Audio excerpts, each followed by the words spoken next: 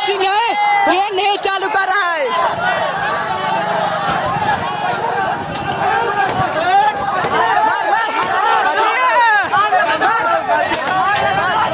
गाड़ी लेगा 2 लाख का गाड़ी है। ये देख रहे हैं भाई लोग, सूरत में हंगामा मच गया है। बिहार के लिए 100 रुपया फाइन मार रहा है। ये रहा भाई लोग सीन, देखिए ये सूरत का नजारा है, सूरत का भाई साहब। ये देखिए भाई सूरत का नजारा है।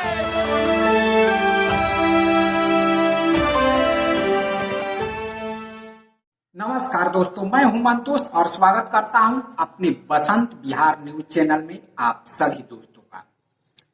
तो दोस्तों, जैसा कि देश अभी बहुत ही संकट के समय से गुजर रहा है, एक तरफ कोरोना का कहर है और दूसरी तरफ प्रवासियों की जो दुर्दशा है उसे देखकर पूरी तरीके से देश को अगर हम देखें तो एक तरीके से इस संकट के समय में आ चुका है। हमारे साथ यहाँ पे उपस्थित है राम प्रवेश शाह जी। हम इसी विषय पे आज चर्चा करेंगे कि जो हमारे प्रवासी मजदूर हैं और उन लोगों की दुर्दशा आप लोग आए दिन देखते ही होंगे, वीडियो में, सोशल मीडिया पर, टीवी पे, अखबारों में इस तरह की एक उन लोगों की तस्वीर ऐसी आ रही है जो कि बहुत ही हृदय विदारक है। हालांकि ऐसे कई तस्वीर ऐसे होंगे जिसकी मान लीजिए कि कोई काउंटिंग ही नहीं है या कोई उसे लेता भी नहीं है, जो सोशल मीडिया पे आ जाता है उसी को लोग देखते।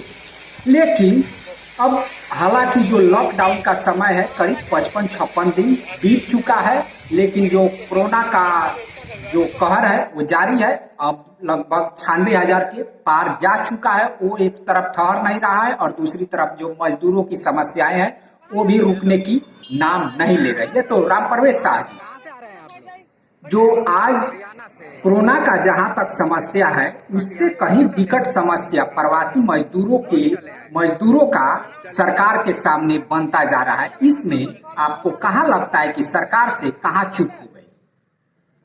देखिए, मजदूरों की जो समस्या थी जी, शुरू में सरकारें उसे समझ नहीं पाई जी भाई ये समस्या। अच्छा, एक बात मजदूरों की बताइए, समस्या है, इतनी विकराल रूप ले एक बात बताइए, क्या केंद्र सरकार के पास या स्टेट सरकार के पास इस तरह का कोई भी डाटा है कि हमारे प्रदेश से कितने मजदूर दूसरे प्रदेशों में हैं, या केंद्र के पास इस तरह का कोई डाटा है कि जो प्रवासी हैं वो कितने किधर है, कौन कौन से स्टेट में कौन नहीं है? ऐसा कोई भी डाटा। दुख की बात यह है जी कि आज तकनीक इतना उन्नत हो जाने के बावजूद जी, न तो राज्य सरकारों के पास और न ही केंद्र सरकार के पास इसका कोई डाटा नहीं है कि जो मान लीजिए कि बिहार का आदमी है तो कितना बिहारी जी अदर प्रवासियों की स्टेट में रह संख्या रहा जो है। है, मतलब देश के अंदर में ही जी जो प्रवासी लोग हैं जी जी, उनका कोई डाटा किसी भी सरकार के पास मौजूद नहीं है। अगर वो डाटा होता तो आज बहुत काम करता और बहुत आसानी से इस समस्या को सुलझाया जा सकता था। जी जी, पर हाँ, ये तो विदेश में रहने वालों का डाटा तो गवर्नमेंट के पास ऑलरेडी जी है। जी, पासपोर्ट है, वीजा है कि भाई कितने लोग विदेश गए, उसका तो मेरे ख्याल से डाटा रहता होगा जी जी, अपडेट। लेकिन देश में कितने लोग प्रवासी हैं इधर से उधर, एक राज्य के दूसरे राज्य में जी, और इनकी संख्या तो मेरे ख्याल से करोड़ों में होगी। करोड़ों में, जो कि केंद्र सरकार अभी मान लीजिए कि कुछ दिनों पहले वो एक अनुमान लगा रही है या चिन्हित की हुई है 8 करोड़ लोगों को। लेकिन मुझे लगता है कि ये जो संख्याएं हैं लगभग 30 करोड़ से ऊपर हो सकती है, 30-35 करोड़ के आसपास, जो इधर उधर मान लीजिए कि बिहार के यूपी में है, यूपी के महाराष्ट्र में है, महाराष्ट्र के इधर उधर जो भी गए हुए हैं। और ये जो समस्या है तो कोरोना से कहीं ज्यादा जो विकराल रूप लेता जा रहा है, जो प्रवासियों का पैदल आना है, या मान लीजिए कि उनका एक्सीडेंट करके, जैसे कि यूपी के औरैया में 24 मजदूर मर गए, औरंगाबाद में, महाराष्ट्र के औरंगाबाद में 16 मजदूर माल ट्रेन से कट कर मर गए। मैं ये समझ रहा हूँ, मेरा ये अनुमान है कि जितने लोग कोरोना बीमारी से अभी तक नहीं मरे हैं भारत के अंदर, जी जी, उससे कहीं ज्यादा लोग यात्रा के क्रम में मर चुके हैं। अब पता नहीं इसका भी प्रवासी लोग, इसका भी कुछ डाटा सरकार के पास है कि नहीं? इस महामारी काल में प्रवासी लोग यात्रा के क्रम में मर चुके हैं। ऐसा कोई डाटा गवर्नमेंट के पास नहीं है, लेकिन कोई गिनती नहीं है।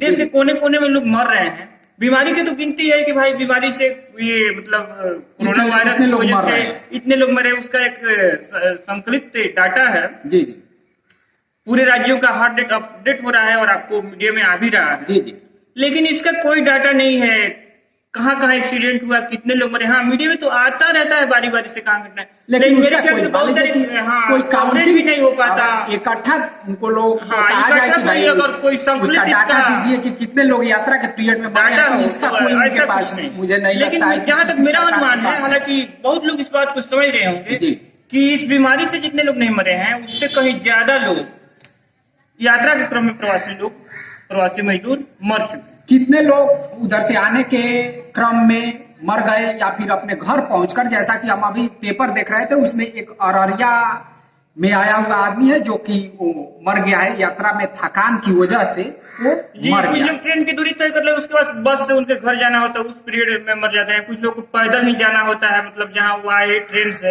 या और बहुत सारे लाखों लोग तो आप देख रहे हैं कि पैदल ही 1000 किलोमीटर 1500 किलोमीटर की दूरी नाप रहे हैं। तो और ऐसी चिलचिलाती धूप जिसकी कल्पना जी ये बहुत ही हृदय विदारक जो समस्या, अगर हम कह सकते हैं कि ये इतिहास के पन्नों में काले अक्षरों में लिखा जाएगा। जो भी प्रवासी हैं उनसे अभी फिलहाल आप पूछिए तो कोई भी परदेश में जाने के लिए राजी नहीं है कि हम अपने घर पे नमक रोटी खा लेंगे लेकिन हम परदेश में नहीं जाएंगे। लेकिन हो सकता है कि समय के अनुसार उनका जख्म भरे और वो फिर से जाने के लिए तैयार हो जाए।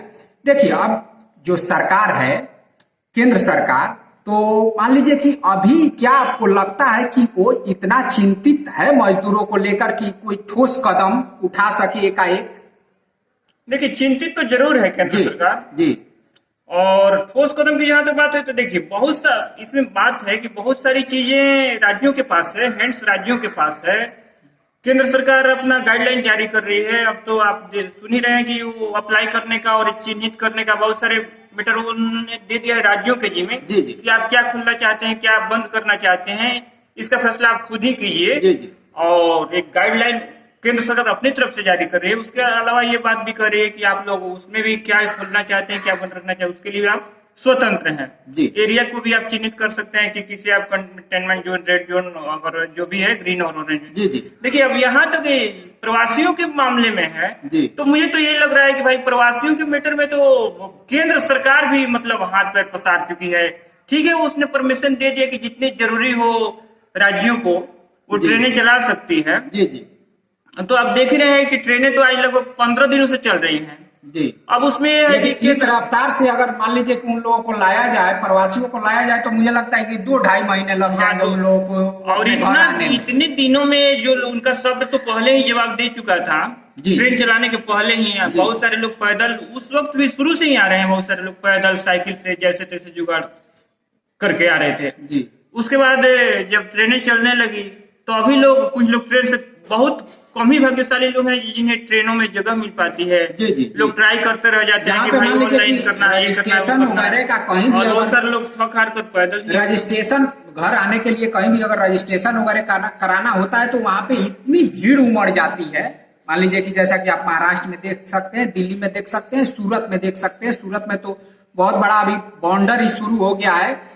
तो इसे देखते हुए आप अगर एक नजर में कहा जाए तो मान लीजिए कि अगर आप नेताओं का डिबेट देखेंगे तो कुछ केंद्र को दोषी मानते हैं, कुछ स्टेट को दोषी मानते हैं। हालांकि इसमें अगर देखा जाए तो मान लीजिए कि जो कोरोना का समय है, समय तो दोषी है ही है, लेकिन व्यवस्थाएं तो सरकार को ही कर रही है।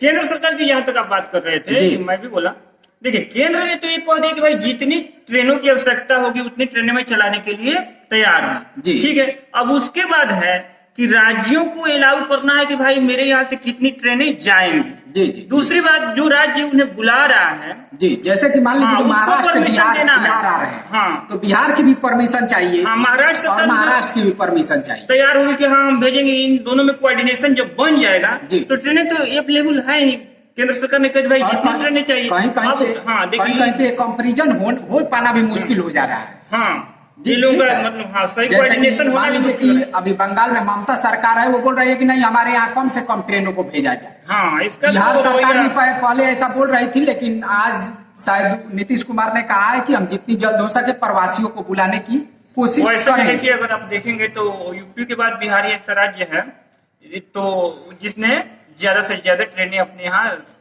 मंगाई हैं, उसमें बहुत सारे श्रमिक आए हुए हैं। तो देखिए, और ये भी मानी हुई बात है कि भाई यूपी के सबसे ज्यादा प्रवासी हैं, उसके बाद दूसरा नंबर तो बिहार का ही है। जी जी बिल्कुल। तो बिहार ने भी बहुत सारे प्रवासियों को बुलाया है, लेकिन उसमें ये लग रहा है जो भी व्यवस्थाएं हैं, मतलब देखिए या प्रवासियों के लिए, मजदूरों के लिए जो भी व्यवस्थाएं हो रही हैं वो ऊंट के मुंह में जीरा साबित हो रहा है। बिल्कुल बिल्कुल इनकी संख्या के सामने। दूसरी बात की राज्य सरकारों की इच्छा शक्ति जो है जी, उसमें भी कमी दिख रही है, और लापरवाह नजरिया क्या कहा जाए, उसमें बहुत ही घटिया उनका सरकारें ऐसा नहीं कर सकती है कि मान लीजिए कि जो पैदल जा रहे हैं तो वो सरकारें जहां से मान लीजिए कि वो चलते हैं, वो सरकारें लाकर उनको दूसरे स्टेट की बॉर्डर पे छोड़ दे, वो सरकारें लाकर दूसरे बॉर्डर पे छोड़ दे। मान लीजिए कि बसों की संख्या की कोई देश में कमी नहीं है। अब देखेंगे अगर एक एक रैली होती है तो उसमें करीब 50,000 बस पूरे प्रदेश से जाना शुरू हो जाता है। कोई कमी नहीं। ठीक है, एक नेता की अगर रैली होती है किसी बड़े केंद्रीय नेता की, तो उसमें हजारों की संख्या में बसें जाती है और प्राइवेट गाड़ियां जाती है। तो इस तरह से नहीं किया जा सकता है, क्योंकि जब तक मान लीजिए कि प्रवासियों को हम घर नहीं ला सकते हैं तब तक सरकार पे लांछन लगता ही रहेगा और सरकार किसी भी तरह से वो चैन से नहीं बैठ सकती है। एक तरफ तो उनके अंदर इच्छा की कमी दिख रही है। एक तरफ तो जहां मान लीजिए कि कोरोना वायरस सुरसा की तरह मुंह पाया जा रहा है, वहीं पे जो प्रवासियों की समस्या है ये भी बृहद रूप लेता जा रहा है। बिल्कुल, देखिए इतने लोग मर गए और इतनी परेशानी झेल रहे हैं, तो अभी तो इसे बृहद रूप लेता जा रहा है, और इसकी कुछ बृहद रूप ले चुका है जी, और इतने लोग इसमें मर चुके हैं, तो इससे तो अब उसमें तो बिल्कुल भाई राज्य सरकारों पर वो तोहमत लगा ही है, और इस कलंक से, इस पाप से वो लोग बच नहीं सकते हैं। जी जी। पहली बात की एक तो इच्छा शक्ति की कमी, और दूसरी बात की उसमें उन लोगों का, और कोई राज्य सरकार ये चाह भी रही है कि हाँ अच्छा से अच्छा कोशिश करे, तो उसमें उनका जो पुलिस प्रशासन है या जो भी प्रशासनिक व्यवस्था है वो फेल हो रहा है। जी जी। अकेले किसी राज्य के मुख्यमंत्री को कुछ करने से कुछ होने वाला नहीं है, उसके हैंड्स तो उसके कर्मचारी अधिकारी ही हैं। जी।